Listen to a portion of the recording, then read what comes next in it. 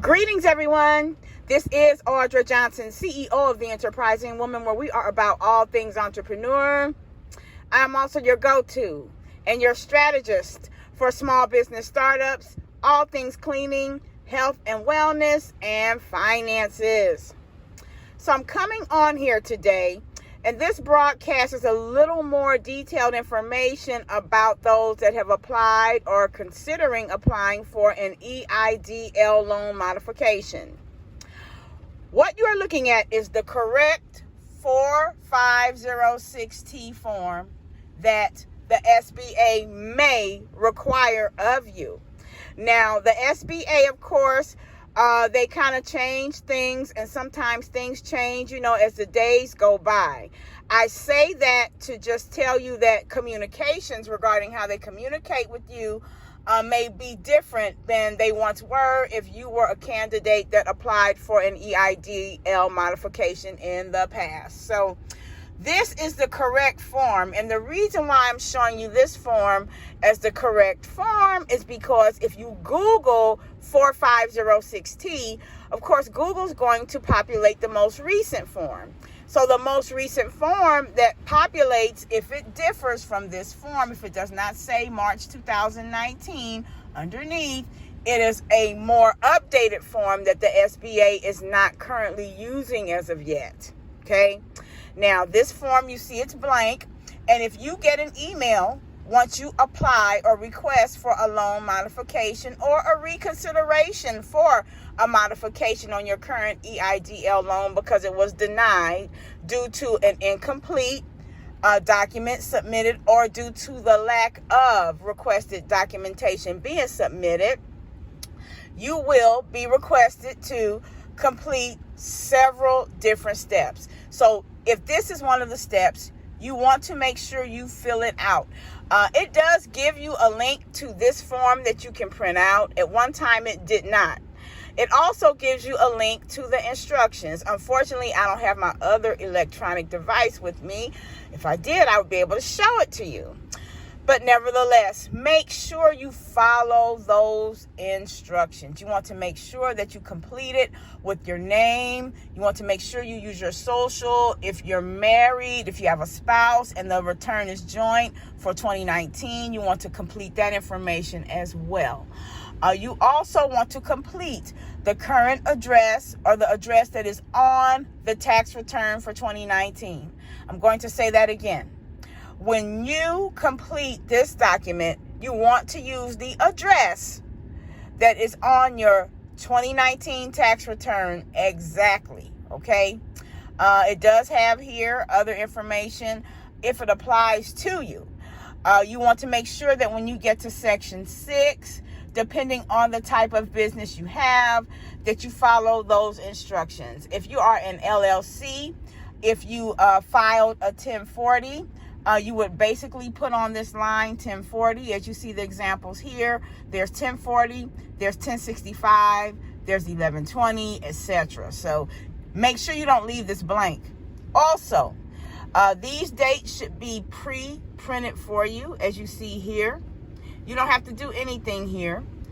They've already done that for you. So the main thing is that whatever you need to check off or complete in Section 6, you do that.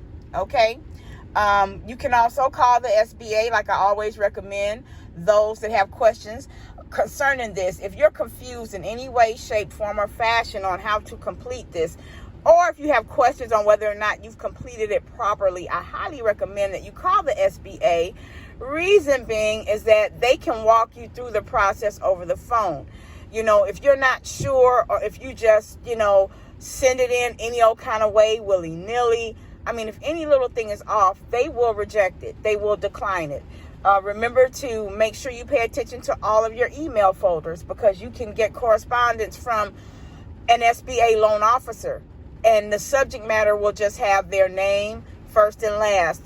It will not have SBA in the subject, so it's easy to miss. Make sure you sign your document. You must sign it. And of course, it tells you here title. Of course, if it's a corporation, partnership, estate, or trust, if that applies to you. If it doesn't apply to you, you sign it, print it out, and date it. And then also add your phone number. Okay, you see here, phone number of taxpayer. So you can complete this document as a PDF online. You could auto fill it out. Like for instance here, so you don't necessarily, this is an example. You see how this is, in here pre-filled. So you can pre-fill out your form as well. And so whether you print it out and write it by hand or whatever you do, to me, it's better to just go ahead and do everything as a pre-filled PDF. You can even sign it as a PDF. The only thing you cannot do is date it. You will have to print it out to date it. Then upload it, scan it, upload it, resubmit it as a PDF. If you receive an email requesting this form, it gives you all the specific instructions. One of the things I suggest you do, after you complete the form, after you scan it, after you upload it as a PDF in your electronic device, whether it be your cell phone, whether it be your laptop, whether it be your desktop or what have you, when you are ready to upload this document and submit it, go back to the initial email from the SBA, click forward, not reply, click forward, okay? Before you click forward, there will be a link at the bottom of the initial email directing you where to forward this document. Copy that link. Just copy it. Hover over it, right click, copy, or whatever you need to do. Copy the link. Then at the bottom of the email, click forward. After you click forward, then you go up to the initial to section, and then you paste that email address in the to section. That way, all the information is already in the body concerning the application number, concerning the name of your business, so on and so forth. And then you attach this document as an attachment. And then, of course, in the body, you could just say as you requested or what have you. But do that because it's easier for the loan officers. It's easier for the system to be able to track you, to be able to truly recognize who this is pertaining to. You can just click on the link if you want and just upload this. But, you'll have to put all the information back in. So I always suggest go to the initial email, copy the link that it sends at the bottom, that it has at the bottom for you to send this document back to. And then once you do that, go ahead and go to the bottom of the email and click on the forward button and forward the email back to the SBA using the address that they're telling you to upload and submit this form to. So I hope this helps. If you have any questions, please feel free to ask. You can email me. You can go ahead and do what you usually do, make comments. Thank you so much. I hope this again helps. And remember, the deadline to apply for an EIDL loan for those that have never applied is December 31st, 11:59 p.m. Those that have already received an EIDL loan that would like to request a modification, you have 24 months after your initial funded loan was granted. If you were granted and funded in April 2020, you have until April 2022 to apply and request a modification, which is asking for more money. You can call the SBA and they can look at your tax return for 2019 if they have it. And they can tell you how much you qualify for, okay?